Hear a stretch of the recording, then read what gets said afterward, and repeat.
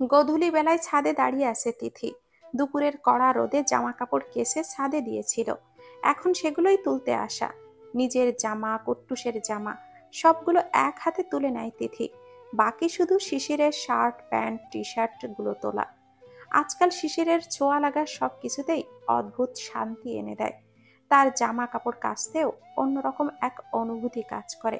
ভাঁজ করতে লাগলেও শিশিরের উপস্থিতি আজকাল স্বস্তি দেয়, শান্তি দেয়। টানানো দড়ি থেকে এক হাতে কালো টি শার্ট হাতে তুলে নিয়ে তিথি। আশেপাশে এক পলক তাকায়, তারপর বুকের মধ্যে চেপে ধরে তিথি। চোখটা বন্ধ করে শ্বাস নেয় কিছুক্ষণ। তখনই পেছন থেকে কেউ যেন ডেকে ওঠে, এই কি করছো? কেঁপে ওঠে তিথি। টেনে নেওয়া শ্বাস যেন বুকের গহীনে ঠেকে রয়। আজ তো মানুষটাই তো তোমার, তাকে ধরলেই তো পারো। পেছনে ঘুরে তাকায় তিথি। ছাদে ওঠার সিঁড়ির রেলিং ঘেঁষে দাঁড়িয়ে আছে শিশির, হাসছে রাতের আকাশের তারার মতো মিটিমিটি করে। তিথি শিশিরকে ফিরে দেখে, তারপর নিজের হৃদয়ের ওপর হাত রেখে যেন দম ফেলে। শিশির এগিয়ে আসে, তারপর বলে, কি ভয় পেলে? তিথি পেছনে ঘুরে কাজে মন দেয়। শার্টগুলো তুলতে তুলতে বলে, যাও, মামি চলে আসবে। আসুক, ভয় পাও নাকি? বউ তুমি আমার, পবিত্র সম্পর্ক, কিসের ভয়? হ্যাঁ, মামি জানলে আমাকে বাসা থেকে বের করে দিবে তো। দিলে অনেক আগেই দিত। কিছু মানুষ ওপরে খুব কঠিন হয়, তবে ভেতর থেকে খুব কোমল হয়, বুঝতে পেরেছ?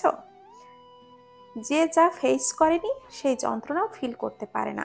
হয়তো, আবার হয়তো নয়। তুমি যাও তো, রাতে আসবো। কোথায়? সেদিনের মতো। সেদিনের রাতের স্মৃতিচারণ করে তিথি। তারপর নিজের কাছে নিজেই যেন ধরা পড়ে যায়।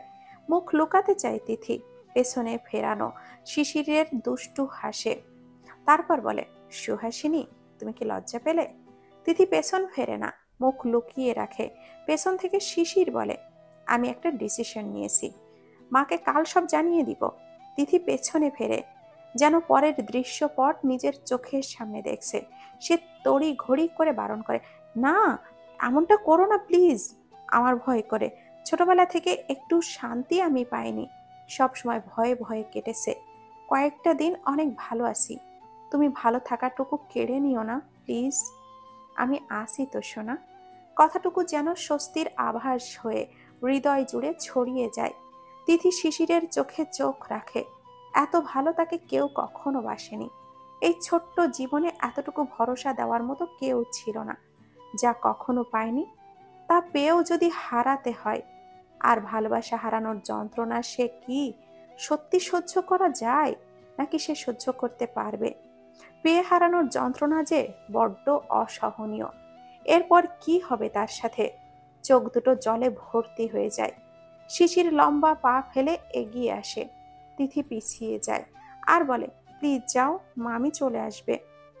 শিশির থামে, দীর্ঘশ্বাস ফেলে বলে, বোকা মেয়ে, বিয়ে কি লুকিয়ে রাখার জিনিস? আমি কি সারা জীবন তিথির বর হয়ে থাকবো? আমাদের টুনটুনি হবে না? বাবা হতে হবে না আমাকে? তিথি চোখ তুলে তাকায়, মনে মনে ভাবে, আয় হায়, এসবও ভেবে ফেলেছে শিশির। শিশির আবার এগিয়ে আসে, তারপর বলে, বিয়েটা চুপি চুপি করেছিলাম, মা খুব জেদি, বললে মানত না, আবার অশান্তিও করত, দিব্যি দিত, অথবা অসুস্থ হওয়ার নাটক শুরু করে দিত। আর তখন তুই আমাকে কোনোভাবেই বিয়ে করতিস না, তাই বিয়েটা কমপ্লিকেটেড করার চেয়ে ইজি করেছি। কিন্তু এভাবে কয়দিন সত্য লুকিয়ে রেখে কি লাভ? মামি কখনোই মানবে না। আমাকে মামি পছন্দ করে না, সহ্য করতে পারে না। আমি তোমাকে হারিয়ে ফেলবো। আমি আছি তো, কথা দিচ্ছি, কখনো হাত ছাড়বো না। রাতে আমার রুমে আসবি, তোকে একটা গিফট দেওয়ার আছে। না না, গিফট লাগবে না, মামি দেখে ফেলবে। দেখলে দেখবে। তুমি বুঝতে চাইছো না কেন? মামি আমাকে সহ্য করতে পারে না। তার ধারণা পাল্টে দিস। পৃথিবীর সব মেয়ে এক নয়, সবাই ছেড়ে যায় না। মানে? মানে মেয়েদেরকে তোর মামি বিশ্বাস করে না, তাই মামির ধারণা পাল্টে দিস চাঁদ। ক্লিয়ারলি বলো। রাতে ঘরে আসিস, তখন বলবো। খেলা জমজমাট, আনন্দ মুখর পরিবেশ। নিজের দেশের প্রতি দুর্বলতা কার নেই? নিজের দেশ সব জায়গায় এগিয়ে যাবে, কে না চায়? নিজের দেশের খেলা বিশ্বব্যাপী নাম ছড়াবে, এটা সবাই চায়। নিজের দেশের খেলা, নিজের দেশের প্লেয়ার জিতলে খেলা দেখে যে আত্মতৃপ্তি হয় তা কি টাকায় কিনে পাওয়া যায়? কিছু অনুভূতি অপরকেন্দ্রিক হয়, যেন দেশ জিতলে জিতে যায় নিজেই। এই দুর্বলতাকে কাজে লাগিয়ে পরিকল্পনা সাজিয়েছে একদল টাকালোভী লোক, যাদের স্বার্থের কাছে বিক্রি হয়ে গেছে দেশের সম্মান, দেশের জয়। দেশের তরুণ সমাজ দেশকে রসাতলে দিতে আর কি লাগে? যেখানে তরুণ সমাজ হলো শক্তি, তাই তাদের অধঃপতন, তাদের ধ্বংস করেই দেশের করুণ পরিণতি সহজেই করা যায়। যেখানে 10 টাকা উপার্জন করতে মাথার ঘাম পায়ে ফেলতে হয়, সেখানে ফ্রিতে টাকা পাওয়া যায়। আর এই টোপকে গিলতে রাতের আধারে স্বপ্ন দেখা যাচ্ছে একদল তরুণ। কাল সকালে হয়তো হাতের মুঠোয় টাকা আসবে, স্বপ্নের বাইক, স্বপ্নের মোবাইল ফোন, স্বপ্নের ল্যাপটপ। যে ছেলেটি টাকার কাছে হেরে গিয়ে হারাতে বসেছে গার্লফ্রেন্ড, টাকার অভাবে যে প্রেমিক প্রিয়াকে ঘরে তুলতে পারছে না, সেও দিবালোকে স্বপ্ন দেখে বেড়ায়। এই টাকা একবার তুলতে পারলেই প্রিয়া তুমি আমার।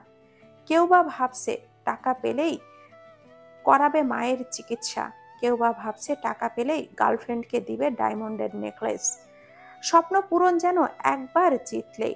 গত কয়েকদিনে কেউ কেউ এই অ্যাপসকে কাজে লাগিয়ে করেছে, তাই সাথে করেছে বিনা পয়সায় অ্যাপস প্রমোশন। বন্ধুর উপকার করতে গিয়ে বন্ধুকেও ডাকছে ধ্বংসের দিকে।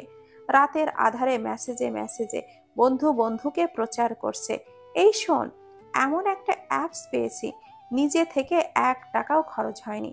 অ্যাপস খোলা মাত্রই অ্যাকাউন্টে যোগ হয়েছে টাকা। সেই টাকা ক্রিকেট ব্যাটিং ধরে আমি পেয়েছি 5 লক্ষ টাকা। কথাই বলে প্রচারেই প্রসার। বিনা কষ্টে রাতের আধারে ভাইরাসের মতো ছড়িয়ে গেছে ডিভাইস থেকে ডিভাইসে। তরুণ সমাজের মাথায় যে পোকা ঢুকিয়ে দেওয়া হচ্ছে, খেললেই টাকা, সেই সূত্রে একটানা জিতেছে কয়েকবার। সাহস বাড়ছে, বাড়ছে নেশা, বাড়ছে টাকার অঙ্ক, জিতছে 100 টাকা, হারাচ্ছে 1000 টাকা। প্রথমে জেতার নেশায় আসক্ত মাথা বারবার টোকায়, লাগাবাজি। প্রথমে তো ডাইন, আবার জিততে হবে। 10 বার 10,000 টাকা জিতিয়ে 1 লক্ষ টাকার গুটি কিভাবে টেনে নিতে হয় তা এই অ্যাপসের পেছনে মাথা ঠিকই জানে। 3 দিন পর ফাইনাল খেলা। সকলের অন্তরের অন্তরস্থল বলছে দেশ জিতবে। সেই সাথে জুয়ারিয়ারা বাড়াচ্ছে টাকার অঙ্ক। তারপর পরপর 3টা খেলায় বাংলাদেশকে ভরসা করে পেয়েছে লাখ লাখ টাকা। আর ফাইনালে একবার ভরসা করলে হতে পারে কোটিপতি। এই নেশায় হাতে থাকা সকল টাকাই প্রাণপণে খেলবে তরুণ। আর এটাই তো চাল, যা পেয়েছে তার শতগুণে আদায় করে নিবে অ্যাপসের আসল খিলাড়ি। আর এমন নেশা ধরাবে যা চলবে ধ্বংস হওয়া অবধি। এই নেশায় মেতে তরুণ সমাজ জায়গা জমি, ভিটে মাটি, মায়ের চিকিৎসার টাকা, বউয়ের শেষ সম্বল, স্বর্ণ অলংকার সব তুলতে চাইবে হারানো টাকা। এই এমন এক শেকল, সব হারিয়ে নিঃস্ব হয়ে করবে ক্রাইম থেকে ক্রাইম। এর ফাঁকে বড় বড় রাজনৈতিক মুখোশধারী বিদেশে জমাবে ডলার। নিজের রাজনৈতিক দল ক্ষমতা হারালে নিশ্চিত পাড়ি দিবে ওপারে।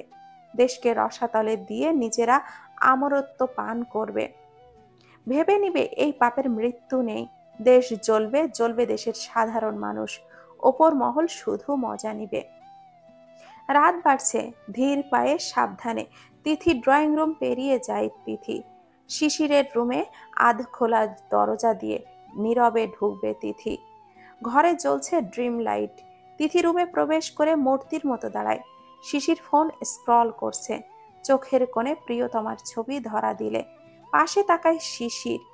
আপনা আপনি প্রশস্ত হয় ওষ্ঠ জোড়া। গলার স্বর নামিয়ে বলে, আকাশের চাঁদ কি আমার ঘরে নেমে এলো? তিথি নীরব থাকে। সারা দুনিয়ায় চঞ্চল ভাবে ছুটে বেড়ালেও আজকাল শিশিরের সামনে কথাই বলতে পারে না। শিশিরের হাতের ইশারায় ডাকে আর ফিসফিসিয়ে বলে, আয়। তিথি তবুও দাঁড়িয়ে থাকে। শিশির আবারও ডাকে, আয় না। ধীর পায়ে এগিয়ে যায় তিথি, বিছানার পাশে গিয়ে বসে। শিশির তিথির দিকে ঝুঁকে আসে, কানের কাছাকাছি এসে বলে, মিস করছিলে বুঝি? তিথি গম্ভীর গলায় বলে, আমি শুধু জানতে এসেছি। কি? বিকেলে যে বললে রাতে বলবো, ওইসব কিছু না। শোন, তোকে একটা জিনিস দিব, চোখ বন্ধ কর। আমার কিছু লাগবে না, তুমি কি বলবে বলো। আরে চোখটা বন্ধ কর তো। এক হাত তিথির চোখে চেপে ধরে শিশির, তারপর বালিশের তলা থেকে একটা বাক্স বের করে শিশির, তারপর তিথির হাতে দেয়। তিথির চোখ খোলে, চার কোণা লাল রঙের বাক্স। তিথি একবার শিশিরের দিকে তাকায়, তারপর বলে, কি এটা? খুলে দেখ। তিথি বাক্সটা খোলে, মৃদু আলোতেও চিকচিক করছে সোনালি রঙের কিছু একটা। আঙুলের ডগায় তুলে ধরে তিথি। একটা চেইন, মাঝখানে একটা স্বর্ণের বল। শিশিরের দিকে বিস্মিত চোখে তাকায় তিথি। শিশিরের মুখে হাসির ঝিলিক দিচ্ছে। শিশির বলে, পছন্দ হয়নি? দেই পরিয়ে। কোথায় পেলে এসব? কোথায় পেলাম মানে? টাকা জমিয়ে কিনেছি। ভারী মনে হচ্ছে, অনেক দামি মনে হচ্ছে। টাকা কোথায় পেলে? আরে বাবা বাবা, টাকা দেয় না আমাকে, কিন্তু এটা তো অনেক ভারী। থাম তো, দেই পরিয়ে। বলেই হাত থেকে নেয় চেন, তারপর হাত বাড়িয়ে গলায় পরিয়ে দেয়। তিথি বারণ করে, মামি দেখবে, অনেক কথা শোনাবে, মারবে, প্লিজ। যদি বলে কিছু, বলবি শিশির দিয়েছে, বাকিটা আমি সামলাবো। তুমি খুব বাড়াবাড়ি করছো। তুই কি চাস সারা জীবন এইভাবেই থাকি, আর আমার বউকে অন্যের সাথে বিয়ে দিয়ে দিক? তিথি চুপ করে থাকে, আনমনা হয়ে ভাবে, আচ্ছা, তাদের এই সম্পর্কের ভবিষ্যৎ কি? এরপর কি হবে? শিশির তিথির মুখের দিকে তাকায়, তারপর বলে, এত চিন্তার কিছু নেই, আমি আছি তো। তুমি কি জানো মামি কেন আমাকে পছন্দ করে না? তোমার নানুর বাসায় কেউ আমাকে পছন্দ করে না, আমার জন্য কেউই বাসায় আসে না। কেন? এই প্রশ্নগুলো খুব ভাবায়, এই উত্তর খুঁজে পাই না। আমিও তেমন কিছু জানি না, তবে একটু একটু জানি। আমার একটা ফুপ্পি ছিল, আমার ফুপ্পিকে আমার মা বোনের মতো ভালোবাসতো। যেখানে যেত নিয়ে যেত, যা চাইতো তাই দিত। বাবা ফুপ্পিকে কোথাও যেতে না দিতে চাইলে মা ব্যবস্থা করে দিত। একটা সময় নাকি ফুপ্পি অসুস্থ হয়ে যায়, ডক্টর টেস্ট করে জানান ফুপ্পি প্রেগনেন্ট। বাবা মাকে দোষারোপ করেন, কারণ মা বেশি ফ্রিডম দিয়েছে বলেই এই অবস্থা।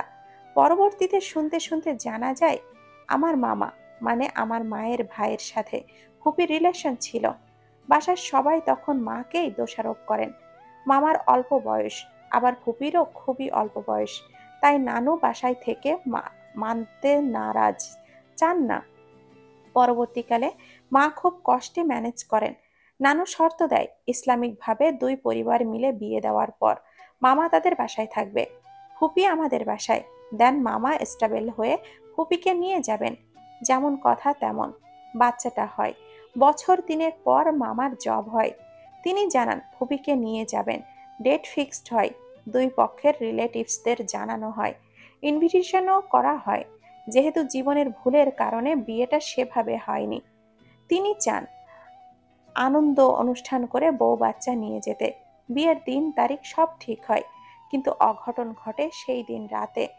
ওই দিন রাতে ফুপিকে খুঁজে পাওয়া যায় না। পুরো শহর আত্মীয় স্বজনের বাসায় খোঁজ খবর নিয়েও পাওয়া যায় না। একে একে সবাই জানে বিষয়টা, থানায় জানানো হয়। এক পর্যায়ে জানা যায় ফুপি তার কলেজের একটা ছেলের সাথে পালিয়েছে। মামার বউ পালিয়ে গেছে, সি সি রোডে যায়। মামা মুখ দেখাতে না পেরে গা ঢাকা দেয়, সেই যে বেরিয়েছিল, এরপর আর ফেরেনি। কিন্তু তোমার ফুপি কেন এমন করলো? জানি না। বাচ্চাটাও তো হয়েছিল তাহলে। পৃথিবীতে কিছু প্রশ্নের উত্তর হয় না, ছেড়ে যাওয়ার জন্য কারণ লাগে না রে তিথি। তারপর কি হলো? তারপর মামা আর ফেরেনি, 1 বছরের মাথায় বিদেশ চলে গেছে। তোমার ফুপ্পি? আচ্ছা, ওই বাচ্চাটা? বলেই শিশিরের দিকে তাকায় তিথি, তারপর বলে, বাচ্চাটাই কি আমি? এটুকু বলেই হয়ে যায় তিথি। শিশিরের চোখের ভাষা পড়ে নিয়েই স্তব্ধ হয়ে যায়। সমুদ্রের ঢেউয়ের মতো উথাল পাথাল শুরু হয়। শক্ত তিথি নিজেকে আর সামলাতে পারে না, চোখের জল উপচে ওঠে। অদূর থেকে ছোড়া ঢিল যেন মাথায় এসে লাগে। বুকের মধ্যে শুরু হয় তাণ্ডব, ভারী হতে থাকে বুক। এসব সে জানতো না, তার মায়ের জন্যই মামির ভাইয়ের জীবন নষ্ট, নষ্ট মামির বিশ্বাস, তার উপরে সে নিজে বোঝা। তার উপরে লুকিয়ে মামির ছেলেকে বিয়ে করে বসে আছে। ভাবতেই কলিজাটা শুকিয়ে আসে তিথির। ভবিষ্যৎ যেন কালো মেঘের চেয়েও আধার হয়ে ঘনিয়ে আসছে তার দিকে।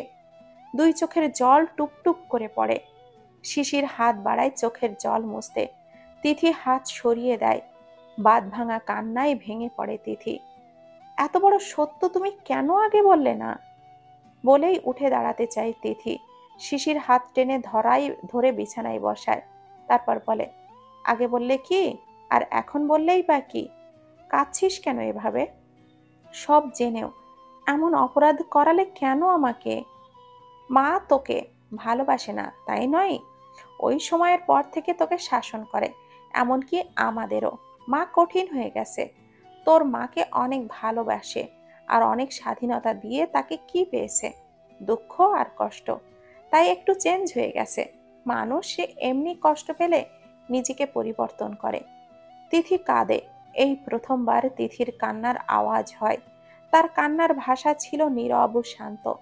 কিন্তু আজ সত্যি সে সহ্য করতে পারছে না। পৃথিবীতে এমনও মা হয় যে নিজের সন্তানকে ফেলে রেখে যেতে পারে। সেই সাথে আরেকটা চিন্তা, তিথির শরীরের শক্তি চুষে নিচ্ছে।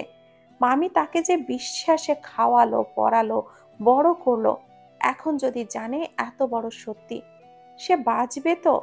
একদিকে ভালোবাসা, অন্যদিকে বিশ্বাস লঙ্ঘন। কি আছে কপালে তার? তিথি বুক কাঁপে, শরীর অসাড় হয়ে আসে। শিশির চিন্তায় পড়ে যায়। এইটুকু শুনে তিথি এমন ভেঙে পড়বে সে জানতো না। শিশির এগিয়ে এসে বসে। তিথির হাত নিজের হাতের মুঠোয় নেয়। তিথি ছাড়িয়ে নেয়। কিছুই সহ্য হচ্ছে না তার। কান্না করতে করতে বলে, কেন করলে এসব জেনেও? সারাটা জীবনের জন্য মামির কাছে অপরাধী করে দিলে আমাকে। কেন? মামির মন ভেঙে যাবে। উফ, আমি সহ্য করতে পারছি না। শিশির জোর করে হাতের মুঠোয় তিথির হাতটা নেয়। তারপর আশ্বাস দিয়ে বলে, হারে পাগলি, সবাই একই নাকি? তুই দেখিয়ে দিবি পৃথিবীর সব মেয়ে বিশ্বাসঘাতক নয়। না, তা হয় না। কেন করলে তুমি এমন? আমি এত বড় অপরাধ করলাম? কোনো অপরাধ করিসনি। আমি ভালোবেসেছি। আমি চেয়েছি তোকে। সবার সামনে বলার সাহস আমার আছে। না, তা হয় না। তোমরা বলেছিলে আমার মা মরে গেছে, কিন্তু এখন তো দেখছি আমি অবৈধ বাচ্চা। বলে কান্না শুরু করে তিথি। চোখের জলে ভিজলেও গাল, ভিজেছে বুক, আর ভেতরটা জ্বলছে তপ্ত আগুনে। শিশির খুব স্বাভাবিকভাবে কথাটা বলেছিল, কিন্তু তিথির রিয়াকশন এমন হবে কল্পনাও করেনি। শিশির তিথির হাত টেনে আবারও নিজের বুকের উপরে রাখে। তারপর বলে, এভাবে কাঁদিস না, আমার খুব কষ্ট হচ্ছে। আর তুই কি বলছিস উল্টাপাল্টা? তুই অবৈধ কন্যা কেন হবি? তিথি নিজেকে নিয়ন্ত্রণ করতে পারছে না। ঘটনার পুনরাবৃত্তি ঘটেছে, তাও তাকে দিয়েই। কিছুতেই মানতে পারছে না সে। তিথি নিজের হাত ছাড়িয়ে নেয়, তারপর উঠে দাঁড়ায়। শিশির আবারও পেছন থেকে টেনে ধরে। তিথি ছাড়িয়ে নেয় নিজেকে। তারপর বলে, একটা অপবিত্র, অবৈধ মানুষকে কেন বিয়ে করলে তুমি? বলেই আবারও কান্না শুরু করে তিথি। চোখের লাল শিরাগুলো ফুলে উঠেছে। এমনটা হবে জানলে শিশির কিছুতেই এই সব বলতো না। হাত দিয়ে চোখ মুছে দেয় শিশির। তিথি ডুকরে কেঁদে ওঠে আবার। ভেজা গলায় অস্পষ্ট স্বরে আবার বলে, আমি অপবিত্র, অবৈধ। বলেই কেঁদে ফেলে। শিশির তিথিকে দুই হাতের বাঁধনে শক্ত আলিঙ্গনে জড়িয়ে নেয় নিজের বুকের সাথে। পৃথিবীর সমস্ত বাতাস টেনে নেয় শিশির। সর্বশক্তি দিয়ে মিশিয়ে নেয় তিথিকে নিজের সাথে। কিছুক্ষণ দম বন্ধ থাকে দুজন। তারপর হালকা করে হাতের বাঁধন। তারপর ফোঁস করে শ্বাস ছাড়ে শিশির। তিথির পিঠে হাত বোলায়। তারপর ঘন চুলের ওপরে চুমু খেয়ে বলে, বাচ্চা কখনো অবৈধ হয় পাগলি? বাচ্চা তো নিষ্পাপ হয়। আমার মামা আর ফুপি বিয়ে করেছিল প্রথমে, যদিও প্রুফ ছিল না, তাই হয়তো প্রুফ করতে পারেনি। পরেও সবাইকে জানিয়েই বিয়ে দিয়েছিল। তিথি দম নেয়। আদুরে বুকে মুখ লুকিয়ে বলে, তুমি কেন জড়ালে আমাকে নিজের সাথে? সেই একই ঘটনা কেন ঘটালে? মামি কখনো মেনে নিবে না। তোর মামি স্কুল কলেজ সব জায়গায় বলে আসতো তোর মা মৃত, বাবা বিদেশে, তোর দিকে আঙ্গুল তুলবে বলে আমাদের নিয়ে অন্য শহরে চলে এসেছে। তোকে ভালোবাসেনি ঠিক আছে, কিন্তু কাউকে আঙ্গুল তুলতেও দেয়নি। ওটাই তো কষ্ট আমার। ওই মহিলার মতো আমিও তো বিশ্বাসঘাতকতা করলাম মামির সাথে। একটুও না আমাকে আগলে রেখে তাই প্রুফ করবি সবাই এক না। আমি কালকেই বাবাকে বলবো তোর কথা। ভয় পাস না, কথা দিচ্ছি মেনে না নেওয়া অবধি তোকে প্রকাশ্যে আমার করে নেওয়ার যুদ্ধ চালিয়ে যাব। মামি মানবে না। সব হারিয়ে আমি নিঃস্ব। তোমাকে ভালোবেসে আমিও তোমাকে হারিয়ে ফেলবো। আমি শেষ হয়ে যাব। আমার খুব ভয় করছে। এই তো আমি সোনা, তোকে আমি সারাটা জীবন এভাবেই আগলে রাখবো। নতুন জায়গায় নিজেকে আবিষ্কার করে জাবির ইরফাদ। মাঝখানের সময়গুলো ঘুমের মধ্যেই চলে গেছে। তবে যেই রুম ছিল এখন সেই রুমে নেই। এত নিখুঁত পরিকল্পনায় তাদের নিয়ে আসা হয়েছে। কোথায় আছে তারা? আর সিনথিয়া, সব ঠিক আছে তো? জাহাজে হাত পা খোলা অবস্থায় থাকলেও হাত পা বাঁধা অবস্থায় আছে এখন। তার মানে এটা অন্য জায়গা যেখান থেকে পালানো যেতেই পারে। আর এই ভয়েই তাদের হাত পা বেঁধে রাখা হয়েছে। তবে মুখ বাঁধা নেই। জাবিরের দিকে তাকায় ইরফাদ। রুমের দুই দিকে দুটো চেয়ার বাঁধা দুইজন। জাবিরের চোখ বন্ধ। ইরফাদ গলা উঁচিয়ে ডাকে, জাবির, জাবির। জাবির চোখ খোলে, মিটিমিটি চোখ নাড়ায়। ইরফাদ বলে, আর ইউ ওকে? জাবির চোখের ইশারায় আশ্বস্ত করে। চোখ এদিকে সেদিকে ঘুরিয়ে বলে, অন্য জায়গা। ইরফাদ মাথা নাড়ায়, তারপর বলে, কাল রাতে ক্লোরোফর্ম দেওয়া হয়েছিল আমাদের রুম স্প্রের সাথে। আমাদের অন্য প্লেসে ট্রান্সফার করা হয়েছে। জাবির বলে, বাকিরা কোথায়? সিনথিয়া ইবনা ঠিক আছে তো? জানি না। জাবির সাথে সাথে গলা ছেড়ে ডাকে, এই মুহূর্তে কাউকে দরকার অন্তত সিনথিয়ার খোঁজ নেওয়ার জন্য। ইরফাদের চোখ মুখ বলছে সে চিন্তিত। একসাথে কাজ করছে তারা অনেক কাল। এই জাবির ভালো করেই জানে ইরফাদের প্রকাশ করতে না পারে না, অনেক কিছুই শেয়ার করতে পারে না। অনেক সময় ধরে ডাকে জাবির। অনেকটা সময় পর দরজা খোলার আওয়াজ আসে। দরজা খোলে রাফি। দরজায় দাঁড়িয়ে উচ্চ স্বরে বলে, কি দরকার? রাফসান রে ডাক। ভাই ঘুমায়। এসপির অর্ডার, যা বলছি কর। এক কথা বারবার বলবো নাকি? জাবির দাঁতে দাঁত পিষে বলে, হাতের বাঁধন খুলে দিয়ে কথাটা রিপিট কর। দেখ একটা দাঁত থাকে নাকি। আর না হলে যা বলছি কর। একটু পর রাফসানও আসে। দরজার বাইরে চোখ বুলায় ইরফাদ। জাহাজে নেয় তারা। এটা অন্য একটা জায়গা। জাবির জিজ্ঞাসা করে, সিনথিয়া ইবনা কোথায়? রাফসান বলে, আছে, জায়গা মতোই আছে, সেভ। মুখের কথায় বিশ্বাস করি না। নিয়ে আসুন বললেই হলো। ঠিক আছে বলছি তো, ব্যাস। বোনের বাঘকে হিংস্র করে তুলেছেন। এই মেয়ের জন্য এসপিকে তুলে এনেছেন। সে সেভ আছে কিনা জানা দরকার। বললাম তো সেভ আছে। জাবির চেয়ারে বসে ছোটাছুটি করে, তারপর বলে, একবার যদি ছুটতে পারি না তাহলে মরণ আছে বলে দিলাম। সবগুলোকে এনকাউন্টার করব। ইরফাদ নীরব। ভেতরে কি চলছে কেউই জানে না। সেই প্রথম রাত থেকে এখন অবধি নীরব। গুমট ধরা মেঘের মতো কখন যে গর্জন দিয়ে উঠবে সেই জানে। জাবির বলে, ভালো চাস? সিনথিয়া ইবনাকে নিয়ে আয়, ব্যাস। না হলে টিকতে পারবি না। বাঘ যদি খাঁচার বাইরে যায় ছিন্ন ভিন্ন করে দেবে, মনে রাখিস। দুজন যেন কথাই শুনতে পায় না। সময় পেরিয়ে যায়, কেউ আসে না। জাবির বলে, স্যার, কিছু একটা করতে হবে। আমি তো ওই দিনের অপেক্ষাই করছিলাম। মানে? মানে প্রতিপক্ষকে নিঃস্ব করতে তার দোরগোড়ায় পৌঁছে গোড়া সহ উপড়ে ফেলতে হবে। স্যার, একটা প্ল্যান আসছে মাথায়। বলে ফেলুন। আপনি তো বললেন ওরা আমাদের মাইন্ড ডাইভার্ট করে কোনো একটা ক্রাইম করতে চাচ্ছে। এই মুহূর্তে প্রতিপক্ষ দলের মধ্যে দ্বন্দ্ব চলছে। এটাকে কাজে লাগাতে চায়। সিনথিয়াকে বিয়েতে রাজি হতে বলুন। রাফিকে ব্যস্ত রাখতে বলুন। ওইদিকে তাদের মাইন্ড ডাইভার্ট থাকলে আমাদের সাইডটা চিন্তা করতে পারবে না। এই সময়ে বাকি খেলাটা ইজিলি শেষ করবেন। সকাল সকাল ঘুম থেকে ওঠে শিশির। রান্নাঘরে কাজ করছে তার মা মার্জিয়া বেগম। পাশেই রুটি বেলছে তিথি। সংসারের সব কাজই তার শেখা। পাশাপাশি পড়াশোনাটাও ঠিকঠাক করে মেয়েটা। শিশির রান্নাঘরে ঢুকে গলা খাকারি দেয়। ফিরে তাকায় তিথি। রাতের বলা কথা মনে পড়ে। শিশির কি সব বলে দিতে এলো নাকি? বুকের মধ্যে ভয়টা মাথা চাড়া দিয়ে ওঠে। সব শান্তির অবসান ঘটার সময় বুঝি এবার চলে এলো। মার্জিয়া বেগম ফিরে তাকান, ভুরু উঁচিয়ে বলেন, কিছু বলবি? তিথির হাত আর চলে না। সত্যি সত্যি শিশির সবটা বলতে এলো? মামি শুনে জ্ঞান হারাবে নিশ্চিত। ভাবতে ঝিম ধরে আসে মাথা। রুটি বেলা আর হচ্ছে না। মামি তাড়া দেয়, কিরে এত সময় লাগে কেন? তিথি হাতে জোর বাড়ায়। রুটি হয় মানচিত্র। শিশির খেয়াল করে, তারপর বলে, তিথি বাইরে যা তো। তিথি শিশিরের দিকে তাকায়। মার্জিয়া বেগম রুটি উল্টে পাল্টে দিচ্ছে। তিথি একবার শিশির আর একবার মামির দিকে তাকায়।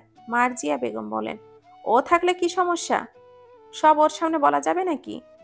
মামি চোখের ইশারা দেয়। বাধ্য মেয়ের মতো বেরিয়ে যায় তিথি। শিশিরের সামনে কয়েক সেকেন্ডের জন্য থামে। চোখের ইশারা যেন বলে, প্লিজ বলো না, কিচ্ছু বলো না। শিশির মিটমিটিয়ে হাসে। তিথি আর দাঁড়ায় না, সোজা চলে যায়। শিশির ভেতরে আসে, দাঁড়িয়ে থাকে মায়ের পাশে। মার্জিয়া বেগম শক্ত গলা, দাঁড়িয়ে থাকতে আইসোস? শিশির দম নেয়। মায়ের যে অবস্থা বলার পরে গরম খুন্তি না তার পিঠে চেপে ধরে। মার্জিয়া বেগম পেছন ফেরে, মুখে বিরক্তি। বলিস না কেন? এভাবে কথা বলে কিছু বলা যায়? কেন, তোদের কি খেয়ে ফেলবো নাকি? মা, আরে বল। মানে আমি কাল একটু ঘুরতে যাব। পেছন ফিরে মার্জিয়া বেগম ছেলের চোখ মুখ দেখে বোঝার চেষ্টা করে, তারপর বলে, তোর কোনো ঠেকা আছে আমার অনুমতি নেওয়ার? তুই চলিস তোর মন মর্জি। এই দোকানে বসিস, এই কদিন লাপাত্তা, এই আসিস তো এই নাই। তুই আমার পারমিশন নিতে আসলি যে, কি ব্যাপার? মা, শুনছি তো, বলো। আমি আসলে, বিয়ে করবি? বাকি কথা আর বের হয় না। চুপচাপ দাঁড়ায় শিশির। মার্জিয়া বেগম বলেন, বিয়ের কথা তো কতকালই বললাম, এখন হাল ছেড়ে দিয়েছি। তুমি তো তোর মতোই চলিস। কত করে বললাম অনার্সটা শেষ হলে মাস্টার্সটা কর, না কিছুতেই করলি না। বাবার দোকানে বসলি, মাঝে মধ্যে থাকিস আবার নাই হয়ে যাস, মানে বিন্দাস। আবার কি মনে হলো এত বছর পর গ্যাপ দিয়ে মাস্টার্সে ভর্তি হলি, তাও আবার এমপি মন্ত্রীর ছেলেদের সাথে? বুঝি না তোর মতিগতি। বিয়ের কথা বললে তো বলিস মাস্টার্স কমপ্লিট তো হোক।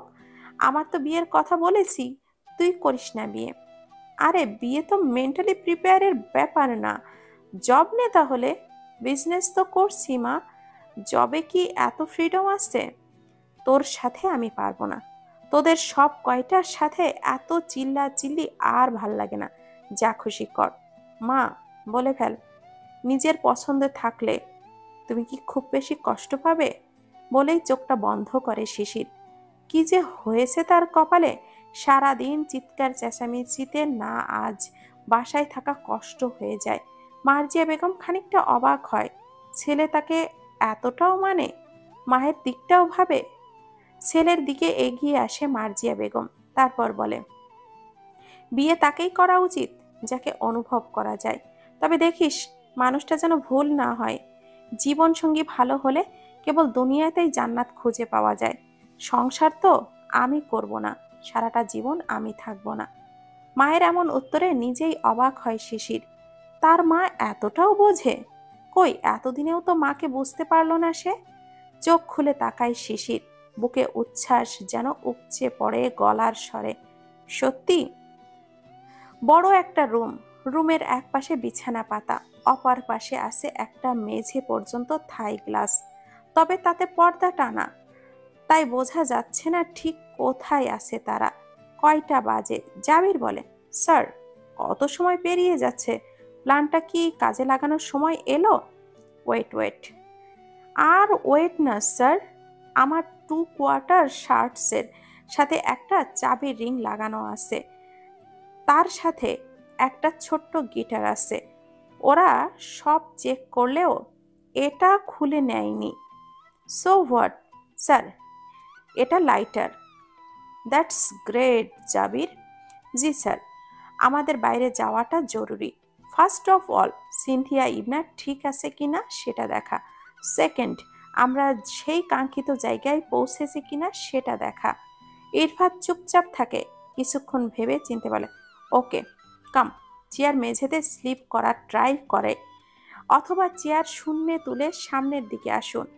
Yeah sure sir. জাবির মেঝেতে পা রাখে। প্রথমে চেয়ার মেঝেতে ঘষতে ঘষতে ইরফাদের দিকে আগায়। ইরফাদও জাবিরের দিকে যায়। এরপর পায়ে পায়ে ভর করে ধীরে ধীরে ইরফাদের পেছনের দিকে যায় জাবির।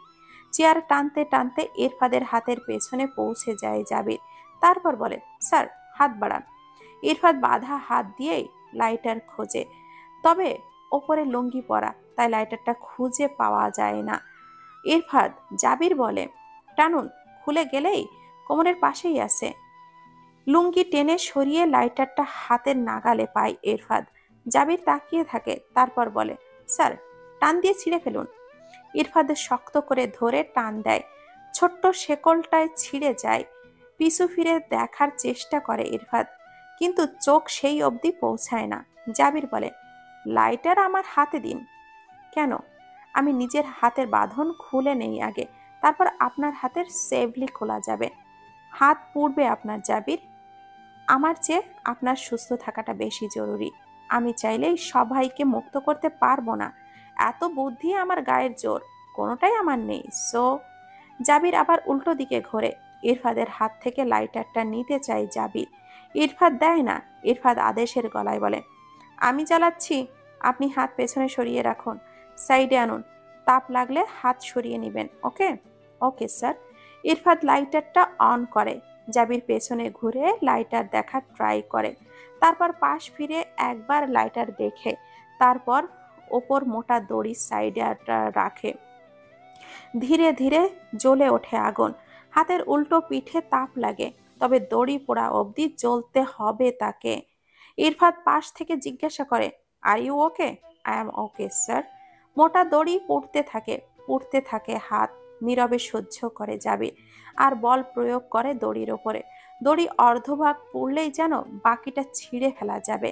এর মধ্যেও কয়েকবার জিজ্ঞাসা করে ইরফাদ, ঠিক আছে কিনা। জাবির বলে, সব ঠিক আছে।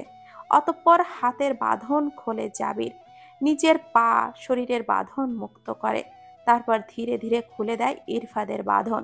উঠে দাঁড়ায় দুজন। ঠিক তখনই বাইরের মেঝেতে পায়ের শব্দ শোনা যায়।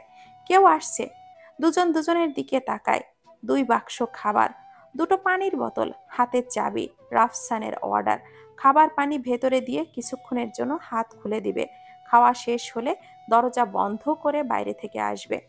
বাকি কাজ খাবার পরেই করবে। সারা রাত ঘুমিয়ে কাটাবে তাদের। আর কথা অনুযায়ী কাজ। দরজা খোলে দানবীয় শরীরের একটি লোক। দেখতে বিশাল আকার, ফরেনার মনে হচ্ছে। লোকটি ভেতরে প্রবেশ করে। সব আগের মতোই ঠিকঠাক। জাবির বসে আছে চেয়ারে। ইরফাদ বসে আছে চোখ বন্ধ করে। দুজনের হাত পেছনে বাঁধা, পায়ের ওপর দড়ি, তবে শরীরের বাঁধন নেই। লোকটি ভেতরে ঢুকতে ঢুকতে চিন্তা করে, আগেও কি এইভাবে বাঁধা ছিল? সাথে ভেতরে প্রবেশ করে, দরজার লক দেওয়া। চাবি পকেটে ঢোকাতে ঢোকাতেই পেছন থেকে শক্ত হাতে মুখটা চেপে ধরে ইরফাদ। জাবির কেড়ে নেয় চাবি। লোকটাকে টেনে হিঁচড়ে বসায় চেয়ারে। মুখের মধ্যে ঢুকিয়ে দেয় বালিশের কাভার। হাত পা বাঁধা। তারপর লাইটার বন্ধ করে দেয়। সময় খুব অল্প। আবার ফিরতে হবে তাদের। প্ল্যান সাজাতে হবে সেভাবেই। ইরফাদ আর জাবির বের হয়। খুব সাবধানে পা ফেলে। পরপর 2টো রুম কান পেতে থাকে। কোনো সাড়া শব্দ নাই। কোথায় তারা? সিনথিয়াই বা কোথায়? আন্দাজে কি তাকে খুঁজে বের করা সম্ভব? একে একে কয়েকটা রুমে কান পাতে। কর্নারের রুম থেকে ভেসে আসছে চিৎকার চেঁচামেচি। জাবির ইরফাদ সেই দিকে পা ফেলে সাবধানে, যেন কেউ না দেখে। শূন্য হাত। এই মুহূর্তে ধরা পড়াই যাবে না। শূন্য হাতে সিনথিয়ার গলা। আমি কোনোভাবেই ওকে বিয়ে করব না। পাগল হয়ে গেলে নাকি? ও একজনের বর। বিয়ে আমি স্বেচ্ছায় করিনি সিনথিয়া। এক কথা বারবার বলতে হবে কেন? Are you mad? বিয়ে তো বিয়েই। তুমি বাচ্চা মানুষ, এত বুঝবে না। আমার কথা রাফসান ভাইয়ের সাথে। রাফসানের রক্তচক্ষু রাফিকে থামাতে পারছে না। দলবল নিয়ে যখন তখন সিনথিয়ার রুমে ঢুকে পড়ছে। সে রীতিমতো ফোর্স করে যাচ্ছে বিয়ের জন্য। রাফসান রাজি হচ্ছে না। তার শ্বাসের গতি আর চোখ রক্তচক্ষু শুধু বলে দিচ্ছে, যাই হয়ে যাক তবুও বিয়ে দেবে না। রাফি বলে আবার, কি চাই তাই বলুন। রাফসান চোখ তুলে তাকায়, ক্রুদ্ধ গলায় বলে, এক কথা আমি বারবার বলবো না। রাফি বলে আবার, কি চান তাই বলুন। রাফসান চোখ তুলে তাকায়, ক্রুদ্ধ গলায় বলে, এক কথা আমি বারবার বলবো না। নাকে কি করে হ্যাঁ করতে হয় আর কিভাবে কনভার্ট করতে হয় আমি তা জানি। বিছানায় সিনথিয়ার পাশে বসা রাফসান খ্যাপাটে হয়ে যায়। হুড়মুড়িয়ে উঠে আসা রাফসান শার্টের কলার চেপে ধরে, তারপর হুংকার দিয়ে বলে, তুই কি করে বের হোস আমি দেখে নেব। দুজনের বেঁধে যায় সামনাসামনি যুদ্ধ। রাফি ও রাফসানের কলার চেপে ধরে। দুজনের চোখ যেন কোঠর থেকে বেরিয়ে আসবে। রাফসান রাফির কলার ছেড়ে ধাক্কা দেয়, পিছিয়ে যায় রাফি। নিজেকে সামলে নিয়ে ছুটে আসে আবার। রাফির সাথে লেগে যায় দ্বন্দ্ব। রাফসান রাফির চোয়ালে ঘুষি দেয়। রাফি উল্টো রাফসানের পেটে বুকে ঘুষি দেয়। রাফির সাথে থাকা আরো দুজন এগিয়ে আসে। দল ভারী রাফির। হাত মুষ্টি করে রাফসানের চোয়াল বারবার ধরতে চায়। সিনথিয়া উঠে যায় তখন, দুই হাত মুষ্টিবদ্ধ করে এই দিকে এগিয়ে আসে। রাফি এক হাতে থামানোর চেষ্টা করে, কিন্তু সিনথিয়া এলো পাতাড়ি ঘুষি দেয়। রাফি নিজের চোখ মুখ বাঁচাতে চোখ মুখ ঢেকে ফেলে। বাকিরা এগিয়ে আসে, রাফিকে বাধা দেয়। তারপর বলে, ভালোবাসি বলেই আঘাত করতে পারি না। ভালোবাসা মানে শুধুই আমাকে ভালোবাসা। বড় ভাই সে আমার, তুই তাকে টাচ করিস, তোকে করব বিয়ে, অমানুষ জানোয়ার, গেট লস্ট। রাফি পিছিয়ে যায়, রাফসানের দিকে আঙ্গুল তোলে, তারপর ওয়ার্নিং দেয়, ফাইনালের আগের দিন পর্যন্ত টাইম। সিনথিয়া আমার, নয়তো অ্যাপস অটোমেটিকই ডিজেবল হবে। আমাকে যতই ধরে বেঁধে রাখিস সে সিস্টেম আমার কাছেই আছে। রাফসান রক্তচক্ষুতে তাকায় আবার, তুই যা করার করিস। সিনথিয়া রাফসানের দিকে তাকিয়ে বলে, কি বলছে ও? রাফির ফোনটা বেজে ওঠে, তারপর রাফসানের দিকে তাকিয়ে বলে, বস ফোন দিয়েছে, কথা বলুন। রাফির ফোন ফিরিয়ে দেয়, নিজের ফোন বের করে কানে ধরে রাফসান, তারপর বলে, জি বলুন, কি শুনছি? তীরের কাছে এসে তরি ডুবাতে চাইছো? তরিতে কি আমার বোন বেশি হয়ে গেছে? তাকে ফেলে দিয়ে এখন সবাইকে বাঁচাবো আমি? তুমি তো দেখছি জ্ঞান বুদ্ধি হারিয়ে বসে আছো। এমন তো ছিল না। আই নো সিচুয়েশন হ্যান্ডেল করার তীক্ষ্ণ বুদ্ধি তোমার আছে, তাই বলে মন দিয়ে কথা শোনো। সিনথিয়া রাফসানের দিকে তাকায়, কি এমন জিনিস যার বিনিময়ে রাফি তাকে চায়? রাফসান মেঝেতে হাঁটছে। রাফি রাফসানের মুখের দিকে তাকিয়ে আছে। ফোন রাখে রাফসান, হঠাৎ করেই পাল্টে যায় সব।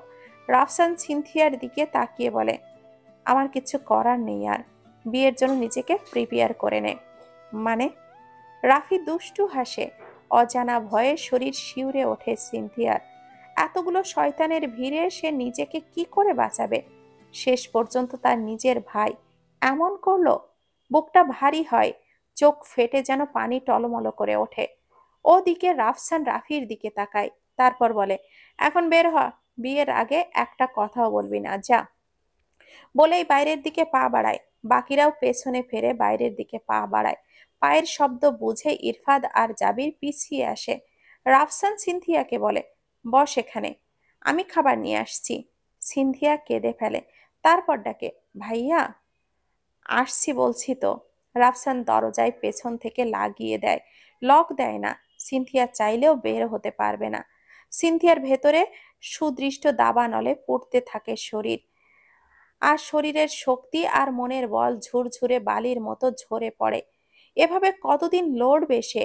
কয়েকদিনের শত চেষ্টাতেও সে রুম থেকে বের হতে পারেনি। এখানে সব সময় জান যেন গলায় ঠেকে থাকে, হাঁসফাঁস করতে থাকে। কখন যেন প্রাণটা বেরিয়ে যায়।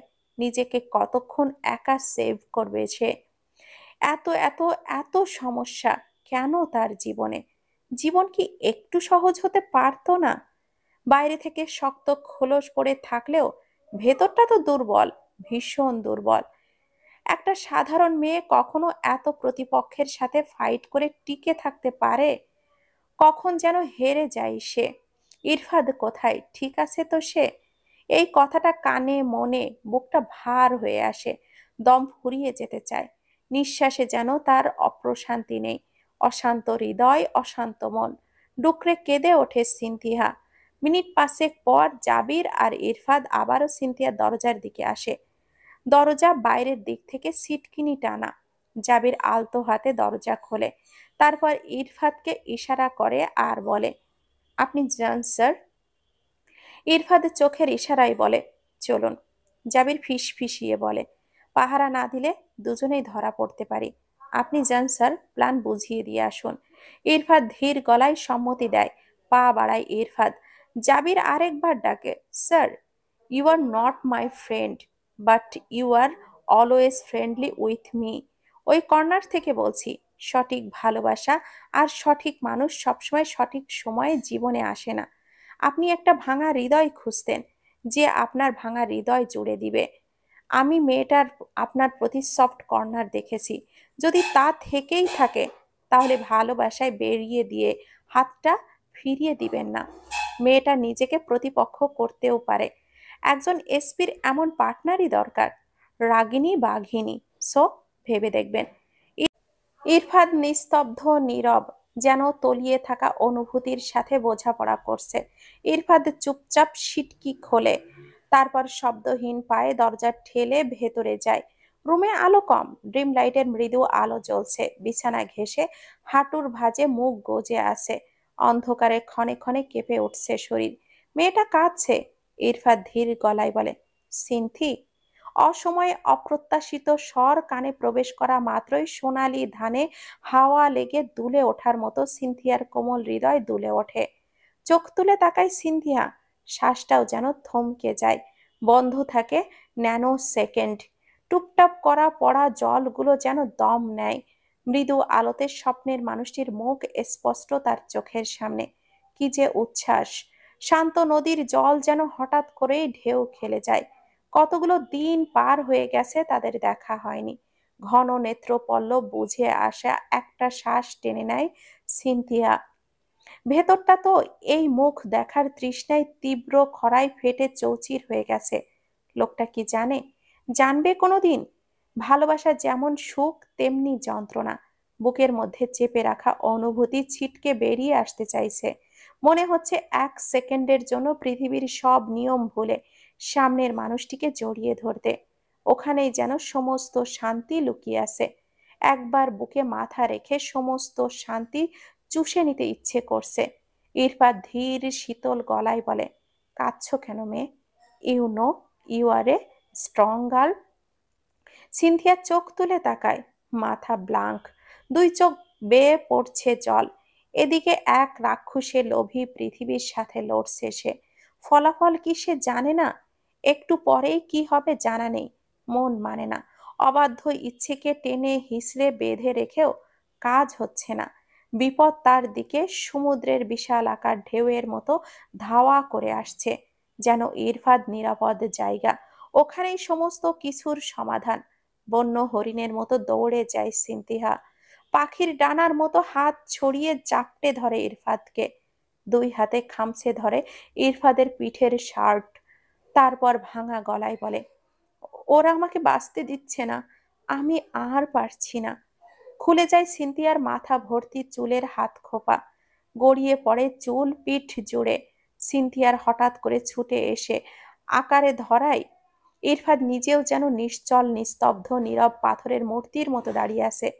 যেন লৌহ কঠিন হৃদয়ের আড়ালে মোড়াটাকে বাধা জীর্ণ শীর্ণ রক্তিম বিষণ্ণতা আর একাকিত্বে ছুঁয়ে দিল এক শুভ্র ফুল। শিলাবৃষ্টিতে ক্ষত বিক্ষত হৃদয় জুড়ে এখন সিনথিয়ার এলোকেশি মাথা। আস্ত পাথর চাপা দেওয়ার হৃদয়টা কি আজ কম্পিত হচ্ছে?